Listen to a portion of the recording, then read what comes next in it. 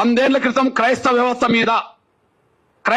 మీద 100 ఏళ్ల క్రితం ఉన్నత వర్గాల ప్రభావమే ఉన్నది. వాళ్ళు ప్రచారకులు, వీళ్ళు భక్తులు, అంతే. వాళ్ళు ప్రచారకులు, వీళ్ళు భక్తులు. ఇప్పటికీ 100 ఏళ్ల తర్వాత చరిత్ర చెప్తున్నా నేను. పేర్లు 100 ఏళ్ల తర్వాత చరిత్ర చెప్తున్నా, వాళ్ళ పేర్లు. ఇప్పుడు చూడండి, చౌతా ఈ తెలుగు నేలను క్రైస్తవ మత ప్రచారాన్ని 99% ప్రభావితం చేసే పెద్ద పెద్ద ఫాదర్ల పేరు, పాస్టర్ల పేరు, బ్రదర్స్ పేరు మీకు చదివి వినిపిస్తా. ఇలా ఒక్క దళితుడి పేరు చెప్తే నేను 100 ఏళ్ల క్రితం 4 పేరు చెప్పాను. 100 ఏళ్ల తర్వాత 10 మంది పేరు చెప్తా. ఒక్కసారి ఆ 10 మంది పేర్లు వినండి. బ్రదర్ అనిల్ కుమార్, వైఎస్ రాజశేఖర్ గారు అల్లుడు. బ్రదర్ అనిల్ కుమార్, వైఎస్ రాజశేఖర్ గారు అల్లుడు. చాలా గొప్ప ప్రచారకుడు, బ్రాహ్మణ్. ఓకే, ఆయన పెద్ద ప్రచారకుడు అని చెప్పి మా బ్యాచ్, ఆయన గొప్పోడు, గొప్ప ప్రచారకుడు అని చెప్పి వీళ్ళు వెళ్తారు. అక్కడ దాకా ఎదగరు వీళ్ళు, కానీ ఎక్కడికి వెళ్తారు? ప్రచారకుడు ఎవరు? అనిల్. ఇప్పుడు మీరు చూడండి, ఒకే చోట ఉండి 100 చోట్ల వీడియో, అది కెమెరాలు పెడతారు. ఏంటిది అది? డిజిటల్ సంబంధించిన పెట్టి లక్షల మందిని ప్రభావితం చేసే బ్రదర్ సతీష్ కుమార్, లక్షల మందిని ప్రభావితం చేసే బ్రదర్ సతీష్ కుమార్, ఓసీ కాపు. ఓకే, ఓసీ కాపు. బ్రదర్ కేఏ పాల్, ప్రపంచ సువార్థికుడే, మనందరూ తెలుసు. ఇక్కడ నుంచి ప్రపంచ దేశానికి ప్రభావితం చేసే వ్యక్తి, Kapu. Okay, brother John Wesley, brother రాజమండ్రికి చెందిన జాన్ వెస్లీ, ఇతను మన మంగళి సోదరుడు, చాలా ప్రభావితం చేస్తున్నాడు, బీసీ. విజయ్ పాల్ రెడ్డి, బ్రదర్ విజయ్ పాల్ రెడ్డి, చాలా ప్రభావితం చేస్తున్నాడు. జయప్రకాష్ పాల్, బ్రాహ్మణ. జయప్రకాష్ పాల్, బ్రాహ్మణ. Shyam Kishore, pastor Shyam Kishore, OC Kamma. Okay, OC Kamma. Stephen Paul, pastor PJ Stephen Paul, OC, బ్రాహ్మణ. ఓసన్న మినిసిస్ John Wesley, Kapu. Pastor Shalem Raj, BC. Pastor Shalem Raj, BC. మా దళితుడు ఎక్కడున్నాడో నాకు అర్థమవుతలేడు. వీళ్ళు ఈ తెలుగు నేల మీద క్రైస్తవ మత ప్రచారకులుగా వాళ్ళు దేశంలో అంతర్జాతీయ స్థాయిలో పేరు తెచ్చుకుంటున్నారు. వాళ్ళని నమ్మి సమానత్వం ఉన్నదని చెప్పి వీళ్ళు భక్తులుగా పోతున్నారు. ఇప్పుడు ఈ ప్రచారం చేసిన వాళ్ళకు, ఈ మతంలో చేరండి, ఈ మతం గొప్పదని చెప్తున్న వాళ్లకు 1950 ఆర్డర్ వర్తించదు. 1950 ఆర్డర్ వర్తించదు. వాళ్ళ కులం వాళ్ళ కులంగానే ఉంటది. వాళ్ళ కులం వాళ్ళ బ్రాహ్మణ కులమే, వాళ్ళు ఓసీలే. వాళ్ళ కమ్మ కులమే, వాళ్ళు ఓసీలే.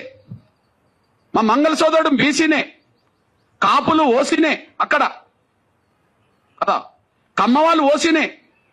ఈ ఆర్డర్ వాళ్ళకేం వర్తించదు. ఎవరైతే క్రైస్తవ మతం చాలా గొప్పదని ప్రచారం చేసి దూసుకెళ్తున్నారో, పేరు తెచ్చుకుంటున్నారో, ప్రతి ఆదివారం, శనివారం, శుక్రవారం ప్రతిరోజు ప్రార్థన పేరుతో దశమభాగం తీసుకుంటున్నారో, ప్రార్థనల పేరుతో దశమభాగం కోరుతున్నారో, అతను దశమభాగం ఇవ్వకపోతే కూడా దేవుడు అంగీకరించాడని చెప్పి మళ్ళీ భయభ్రాంతులు గురి చేస్తున్నారో, వాళ్లకు ఈ ఆర్టికల్, ఈ రాష్ట్రపతి 1950కి సంబంధించిన ఆర్డర్ వర్తించదు. ఆర్డరు మేము గొర్రెలేం కదా, వర్తిస్తాయి. దళితులు వాళ్ళు గొర్రెలాగా భావించుకుంటారు. వీళ్ళకి వర్తిస్తుంది ఆర్డర్, వాళ్ళకి వర్తించదు. మీరు చెప్పండి, ఇది వివక్షత కాదా? అసలు ఆర్డర్ రాజ్యాంగ విరుద్ధం అన్నా నేను. ఆర్టికల్ 14 కు 15 కు విరుద్ధం, సమానత్వ స్వేచ్ఛకు విరుద్ధం, ఆర్టికల్ 25 కు విరుద్ధం, మత స్వేచ్ఛకు విరుద్ధం. అంటే బ్రాహ్మణులు మాత్రం క్రైస్తవ మతం పుచ్చుకోండి అంటే ప్రచారం చేయవచ్చునా? కాపులు, కమ్మోళ్ళు, రెడ్డోళ్ళు క్రైస్తవ మతం పుచ్చుకోండి, ఇందులో గొప్ప ధర్మం ఉంటే ప్రచారం చేయవచ్చునా? దశమభాగం పేరుతో వాళ్ళు బాగా వెనుకేసుకోవచ్చునా? దళితులు మాత్రం మతం మార్చుకుంటే వాళ్ళు ఎస్సీలు కాకుండా పోతారా? బ్రాహ్మణులు అయినప్పుడు, క్రైస్తవ మతం పుచ్చుకున్న వాళ్ళు బ్రాహ్మణులుగానే ఉన్నప్పుడు వాళ్ళు ఓసీలు అయినప్పుడు, క్రైస్తవ మతం పుచ్చుకున్న వాళ్ళు కమ్మోళ్ళు అయినప్పుడు వాళ్ళు ఓసీలు అయినప్పుడు, కాపులు ఓసీలు అయినప్పుడు, ఓసీలుగా ఉన్నప్పుడు, రెడ్లు ఓసీలుగా ఉన్నప్పుడు వాళ్ళకి ఈడబ్ల్యూఎస్ రిజర్వేషన్ వర్తిస్తున్నాయి కదా, వాళ్ళకి ఈడబ్ల్యూఎస్ రిజర్వేషన్ వర్తిస్తున్నాయి కదా. ఇప్పుడు ఎస్సీ ఎస్టీ యాక్ట్ వీళ్ళకి వర్తించదు, రేపు రిజర్వేషన్ వర్తించవద్దు అని అంటుండ్రు కదా. ఎస్సీ యాక్ట్ వర్తించదు, రేపు రిజర్వేషన్ కూడా వర్తించవని మీరు తీర్పులు చెప్పారు కదా ఆర్డర్ పట్టి. అంటే వాళ్ళకు రిజర్వేషన్ కూడా వర్తించవచ్చునా? వాళ్ళ కులహోదాగానే ఉండాలనా? వాళ్ళ కులహోదాగానే ఉండాలి. వాళ్ళ బ్రాహ్మణులు ఓసీ హోదా ఉండాలి.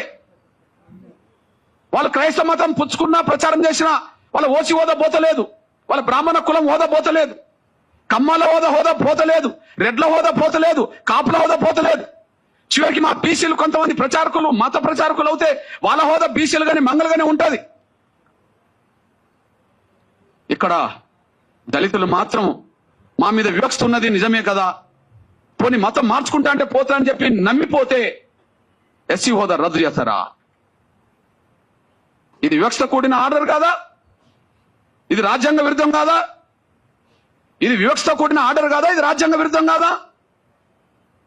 మా మీద రుద్దుతారా? మేము ఏం తినాలి, మేము ఏ విశ్వాసం కలిగి ఉండాలని మా మీద రుద్దుతారా?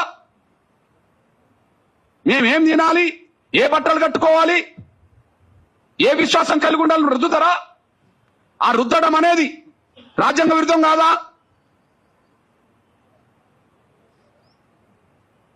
మత స్వేచ్ఛ లేదని, ఎవరు కూడా హిందూ ధర్మంలోనే ఉండాలని కుల వ్యవస్థ రద్దు చేసి ఆర్టికల్ 25 తొలగించండి, మాకు అభ్యంతరం. మత స్వేచ్ఛ వద్దు, అందరూ హిందువులుగానే ఉందాం, అందరూ సనాతన ధర్మం విశ్వసిద్దాం, అందరూ హిందువులుగానే ఉందాం, సనాతన ధర్మాన్ని విశ్వసిద్దాం. కుల వ్యవస్థ ఉండదు, కులాన్ని రద్దు చేస్తున్నామని చెప్పానండి. దాని ద్వారా మెజార్టీ ప్రజలు ఆర్టికల్ 25 ఉన్నా లేకపోయినా దాన్ని పట్టించుకోరు. మనకి ఇక్కడ అందరికీ స్వేచ్ఛ ఉంటే, అందరికీ గౌరవం ఉంటే, ఈ మత విశ్వాసాల్లో, హిందూ ధర్మంలో లేదా సనాతన ధర్మంలో ఏదో ఒక లోపం లేకపోతే, కుల వ్యవస్థను సమర్థించే వ్యవస్థ లేకపోతే ఇన్ని ఎందుకు వస్తాయి? మనం విస్తరించలేకుండా పోయినాం, కానీ వాళ్ళు విస్తరించుకుంటూ ఇక్కడికి వచ్చేశారు. ఆ విస్తరించేటప్పుడు అది కరెక్ట్ మంచిది అని చెప్పి ప్రచారం చేసింది అగ్రకులాల క్రైస్తవ ప్రచారకులే. వివక్ష గురైన వాడు పోతే మాత్రం అని హక్కు రద్దు చేస్తారు. ఇది న్యాయం కాదు, ధర్మం కాదు.